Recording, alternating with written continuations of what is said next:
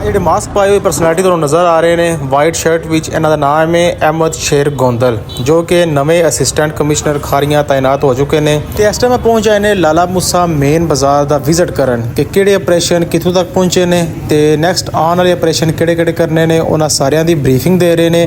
ਨਾਲ ਮੌਜੂਦ ਨੇ ਸੀਓ ਸਾਹਿਬ, ਉਸ ਤੋਂ ਬਾਅਦ ਐਸਐਚਓ ਸਿਟੀ ਥਾਣਾ ਲਾਲਾ ਮੂਸਾ, ਉਸ ਤੋਂ ਬਾਅਦ ਇਨਫੋਰਸਮੈਂਟ ਇੰਸਪੈਕਟਰ ਚੌਧਰੀ ਅਹਿਮਦ ਸਾਹਿਬ ਤੇ ਨਾਲ ਹੋਰ ਵੀ ਸਾਰੇ ਬਲਦੀਆ ਤੇ ਮੁਲਾਜ਼ਮੀਨ ਤੇ ਪੁਲਿਸ ਦੀ ਨਫਰੀ ਦੇ ਹਮਰਾਹ ਸਾਰਾ ਵਿਜ਼ਿਟ ਕਰ ਰਹੇ ਨੇ ਲਾਲਾ ਮੂਸਾ ਦਾ। ਇਸ ਤੋਂ ਬਾਅਦ ਸ਼ੇਖ ਤਾਰਕ ਸਾਹਿਬ ਜਿਹੜੇ ਕਿਸੇ ਤਾਰਫ ਦੇ ਮਹਤਾਜ ਨਹੀਂ ਹਨ, ਉਹਨਾਂ ਨੇ ਵੀ ਮੇਨ ਬਾਜ਼ਾਰ ਦਾ ਵਿਜ਼ਿਟ ਕੀਤਾ ਹੈ ਤੇ ਉਹਨਾਂ ਦਾ ਵੀ ਬਿਆਨ ਅਸੀਂ ਰਿਕਾਰਡ ਕੀਤਾ ਹੈ। ਅਸੀਂ ਉਹਨਾਂ ਦੀ ਗੁਫ਼ਤਗੂ ਵੀ ਤੁਹਾਨੂੰ ਸੁਣਾਉਂਦੇ ਹਾਂ, ਚੈੱਕ ਕਰੋ।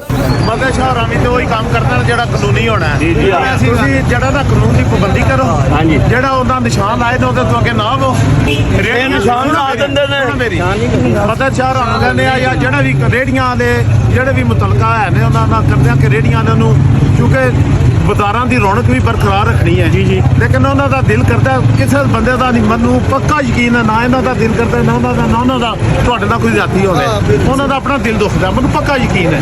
ਲੇਕਿਨ ਉਹਨਾਂ ਦੀਆਂ ਮਜਬੂਰੀਆਂ ਨੇ, ਉਹਨਾਂ ਦੀਆਂ ਮੁਲਾਜ਼ਮਤਾਂ ਨੇ। ਇਹ ਪਾਕਿਸਤਾਨ ਨੇ ਇੱਥੋਂ ਫੜ ਕੇ ਕਹਿੰਦੇ ਨੇ ਚੱਲ ਬਾਹਰ ਤੂੰ ਅੱਜ ਤੂੰ ਨੌਕਰੀ ਤੂੰ ਮਾਰੇ ਨੇ। ਸਾਡੇ ਇਹਨਾਂ ਗੱਲਾਂ ਦਾ ਤਸੱਵਰ ਵੀ ਨਹੀਂ ਮਾਰੇ ਯੂਰਪ ਵਿੱਚ।